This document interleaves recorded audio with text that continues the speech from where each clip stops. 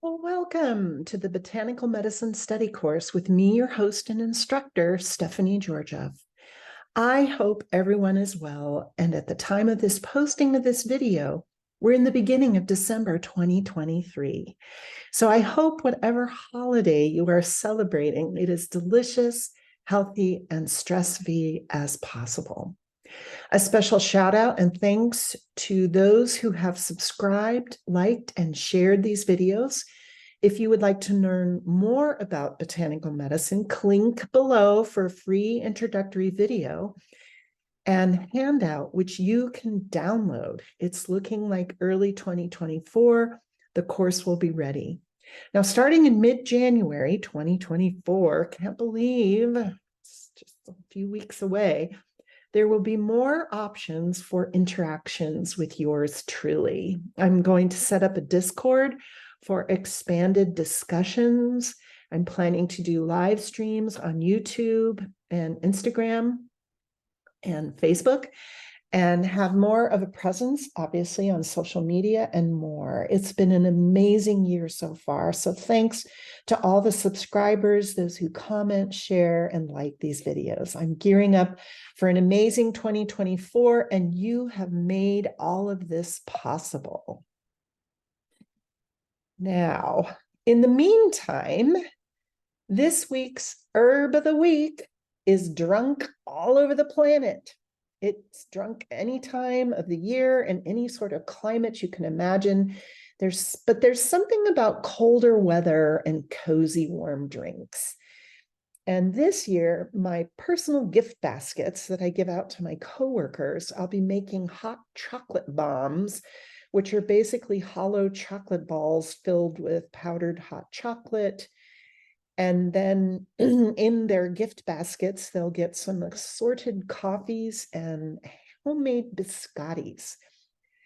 Now, with these chocolate bombs, you can either add warm milk of your choice. My personal favorite is high-fat milk or coconut milk.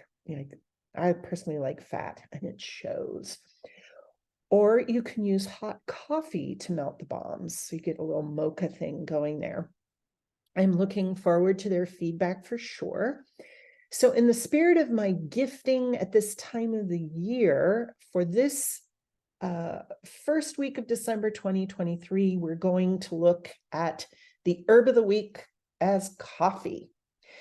Now, one of the most irritating questions I've been constantly asked throughout my career is, does herbal medicine work? Now, my snarky response wants to be, no, it's all a complete fabrication that a medical practice where for thousands of years and by billions of people taking in plants as medicine, do this for no particular reason whatsoever. Obviously, snark and sarcasm is only acceptable by sitcom characters in fictional settings or by various political party clickbait stars. So my stock response to the question is, do you drink coffee? And the answer is most always yes. And then I go on to say, well, coffee is an herb, and it's obviously has an effect on various systems, such as the nervous system and the digestive system. So yes, botanical medicine works. Now, coffee is a fascinating subject, and much is written about it and has been actually for centuries. And I have a link in the program notes for a delightful history of coffee video, and it's worth checking out for sure. I just couldn't add to or even take anything from this amazing video. So definitely check it out if you want to learn about coffee. And the other thing I can add is the book, The History of the World in 6 Glasses. And this is by Tom Standage. And this is a wonderful, detailed, and entertaining exploration of how 6 different beverages shaped world history. Now, the brew coffee comes from, as so many coffee aficionados know, ground up and steeped coffee beans. Now, botanists think that the original coffee plant came from Ethiopia, and there are over 120 species of this precious plant. Now, the coffea plant is a genus of flowering plants in the family Rubiaceae. Coffea species are shrubs or small trees native to tropical and southern Africa and tropical Asia. There are over 120 species of coffea, which are grown from seed. The two most popular types of coffee plant are Coffea arabica, commonly known as Arabica, which counts for anywhere from 60 to 80% of the world's coffee production, and Coffea canephora, known as Robusta, which accounts for anywhere from 20 to 40% of global coffee production. Now, the Arabica is preferred for its sweeter taste, while the Robusta has a higher caffeine content, which probably is why they get this lovely little nickname. Now, the Arabica has its origins in the highlands of Ethiopia and the Bama Plateau of Sudan, and apparently was a result of a hybrid between Canephora and Eugenides.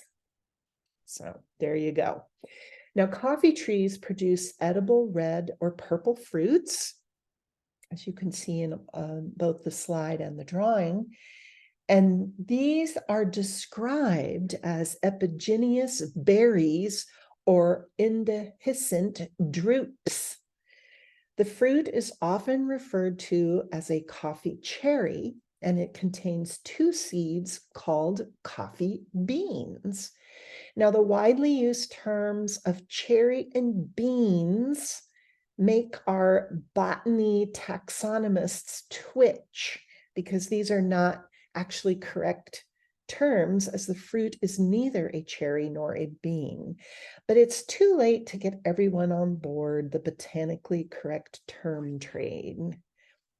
Now, depending on what story you attribute the so-called discovery of coffee as a stimulant beverage, it seems that the use of this plant has been quite ubiquitous for at least the last 1,500 years. Now, personally, I feel the history of Africa is quite misunderstood and often fit into the view and purpose of Europeans starting in the Middle Ages.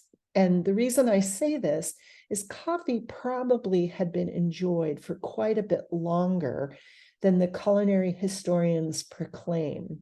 But this is my interpretation, so no angry comments, please. Coffee is in the top 3 most lucrative commodities on Earth, along with petroleum and chocolate.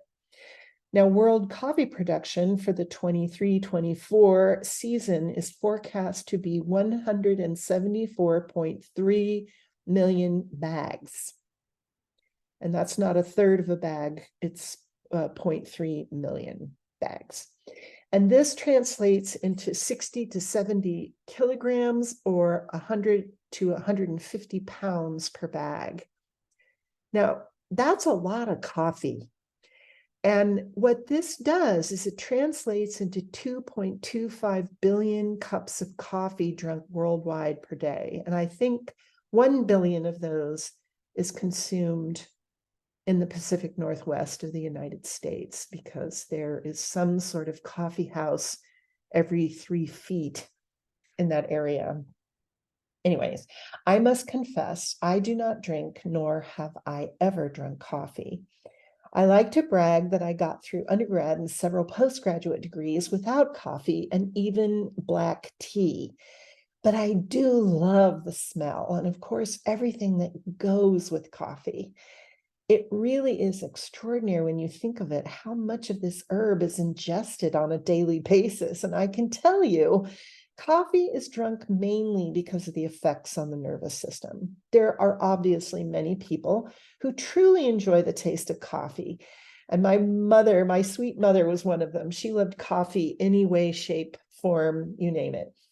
But I wager many of these 2 billion cups are drunk in the morning to aid in waking up, and in many cases to facilitate the evacuation of the bowels. Now, medicinally, coffee is considered a stimulant, nervine, and a bitter, which means it acts on the nervous system and the digestive system. It has antioxidant properties. It's a stimulant. It's a laxative, getting those bowels moving in the morning. It's also a diuretic, which means it makes you urinate, and a lot. It has psychoactive properties, and I can tell you, because I'm very sensitive to caffeine. My first finals at the University of California, Irvine, my sweet grandma made some brownies, and her brownies had espresso powder, not any cannabis in it, but it had espresso powder. And I drank a Coke because my stomach was bothering me. And then I took an aspirin, and I was hearing voices. So that's my spiritual experience with caffeine and coffee. Individual results obviously may vary, but no, it's possible. Now, it also has anti-inflammatory properties. It helps prevent and cope with diabetes, specifically type 2. It's a vasodilator. It's an antibacterial. And it also has some anti-cancer effects.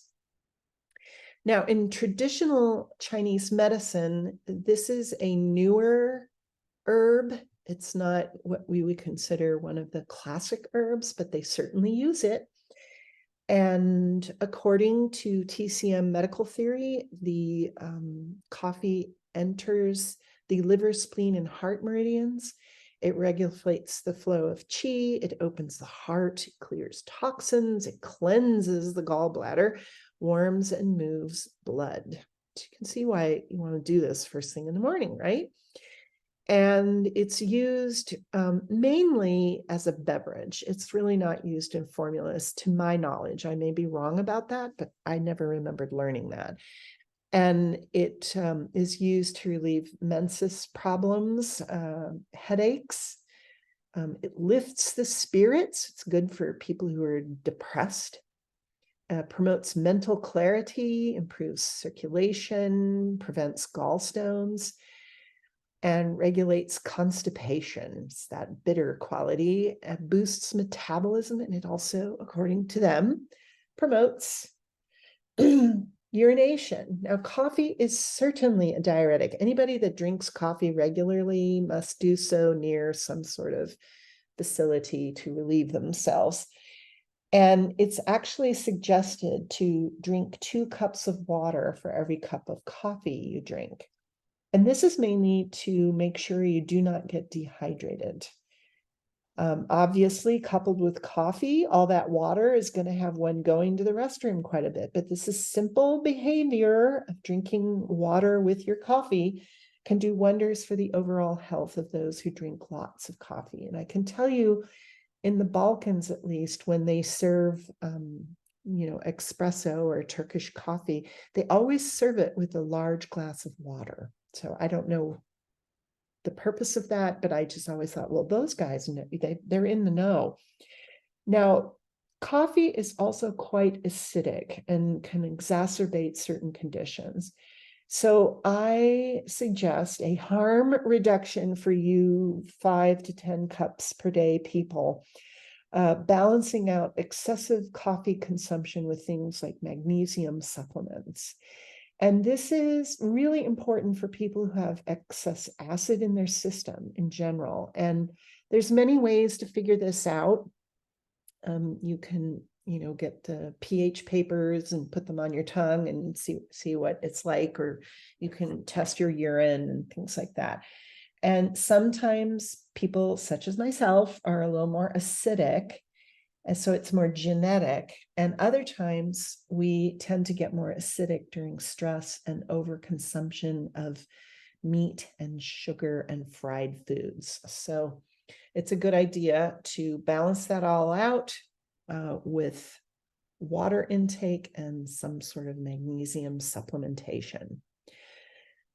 So, what are the active constituents of coffee, and why are they so effective on the nervous system? Now, coffee contains 2 to 3% of caffeine, which is also considered an alkaloid. It has 3 to 5% tannin, which is very astringent and bitter. It has 10 to 15% of fixed oils and 13% proteins. And as we can see in this lovely diagram from MDPI, caffeine is the main alkaloid component in coffee fruits, and it's a source for a bitter taste of coffee. And cholinergic acid is the polyphenol, it's also known as CGA, is the main phenolic acid compound, which has the biological function of lowering blood lipids. It also has antioxidants and antibacterial properties, and it also can help reduce cholesterol, blood fats, and make the good cholesterol increase. Now, coffee contains flavonoids such as catechin and quercetin. That's the antioxidant properties. It has a lot of terpenes, diterpenes, and it seems that these terpenes are the ones that, especially the caffeol, it really does inhibit human prostate cancer cells. It also has substances that help even out blood sugar. It's actually protective. It's a neuroprotective, which means it helps your nervous system. So it really is a very healthy substance. Now, there was quite a bit of a buzz a few years ago about green coffee extract and weight loss. And I can tell you from personal experience, losing excess weight is really difficult, especially as you get older. And with modern industrial food supplies, which are basically lack any fiber, vitamins, and are very high in fat, salt, and sugar, and all sorts of chemicals. And along, you couple these types of foods with everyone sitting and watching TV or in front of a computer all day. We're simply moving too little and eating too much for the amount of exercise most of us are getting. This is meaning we expand. Now, I know in the movie Defending Your Life, I'm sure, hopefully all have seen it. This is a wonderful movie where people defend their lives in court in a heavenly atmosphere after their death. And one of the perks of being in heaven is that you can eat as much as you want of anything you want and not gain weight, which certainly sounds like heaven to me. In any case, there's always a big search for the next best drug, the next best herb, or the next best surgical procedure to get rid of the fat. And as with everything, before you start doing anything, particularly to lose weight, you really need to get a good checkup with your healthcare provider to make sure everything's working properly, like your thyroid is okay and all that stuff. You need to work with a qualified nutritionist. And one of the best ways actually to lose weight is to just eat whole foods, which you make yourself. So instead of buying prepackaged meals, make them, because it means you'll get less salt, fat, sugar, and chemicals. And you all have time to do this. You think of all the time you spend on social media. A fraction of the amount of that time, especially with all the really cool kitchen gadgets now, like air fryers and Instapots and all that, you can whip up an amazing meal in hardly any time. And it's much less expensive. And just by doing that, you will be surprised at how much you will lose weight and also get moving. And all of us can walk. And we can walk around our bedrooms in circles while we listen to podcasts and watch television. You can always walk. Now, but for those of you who want to get some sort of supplement to go along with a healthy lifestyle, meaning eating fresh whole foods and getting exercise, green coffee extract seems to help some people. Now, green coffee is the unroasted beans from our two friends, the Arabica and the Canephora.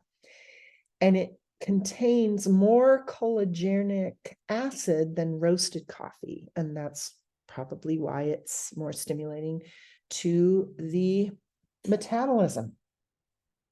Now, what's interesting is that cholinergic acid in green coffee actually dilates blood vessels, so it decreases blood pressure. And it also affects how the body handles blood sugar and metabolism. Now, green coffee also contains caffeine, but in lower amounts than regular coffee. Now, I'm very sensitive to caffeine, meaning I can't eat chocolate in the evening and sleep that night. So obviously, individual results may vary. Green coffee extracts taken in doses for up to 1,000 milligrams daily have been used safely for up to 12 weeks. Now, there are concerns about taking green coffee supplements with drugs such as Fosamax and birth control pills. This is why it's always a good idea to consult your physician, herbal practitioner, and your pharmacist before you start self-medicating with these types of supplements. We know that taking green coffee supplements for long periods of time have been proven to decrease calcium content of bones. And this is why it is not suggested to take it with Fosamax, which is a bone density enhancing drug for things like osteoporosis. Now, if you're suffering from either osteopenia and osteoporosis, this is probably not the supplement for you, especially long term. But doing weight-bearing exercises actually helps put calcium into bones, and that is walking and things like yoga and stretching. Now, there's no specific therapeutic dosage for green coffee extracts, but studies suggest 400 milligrams per day for up to 12 weeks. There doesn't seem to be any side effects with this. So, however you wish to take this globally popular herb as a beverage or eating chocolate-covered beans, know you are in good company. This is Stephanie Georgia saying thanks for spending your valuable time with me.